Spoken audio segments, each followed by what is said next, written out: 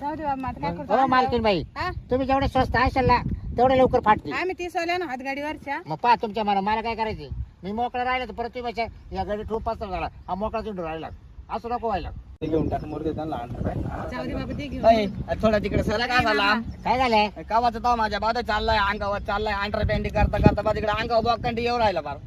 ए तुमचं पोरं लय अवघड आहे. त्याला सगळं कळत दिसत काय मग? तू काय आंधळा आहे का? आम्ही पागल आहे काय आम्हाला अरे समजत भाऊ नाही. तुला कळतं का, आता तुमच्याकडेच मी राहणार आहे कामाला, मग आता तुझी मम्मी जरा डबा घेऊन आली, अरे आम्ही शेजारी बसतो जेवायला, मग काय करायचं तुला आमची इथं ठेवील पण हे असं चालणार नाही का जवळ बिवळ म्हणजे? लांबून बोलायचं काय तो आलं मग तू आमच्या सांगा कामाला माहिती आहे त्याचं बरोबर आहे ना तू मग. आमच्या कामाला आहे साला ना कामाशी काम आज करायचं. शाळा जातो का नाही तू घरीच राहतो, तुमची तुमच्या घरी संगत राहतो हा का? संगत राहीन तू.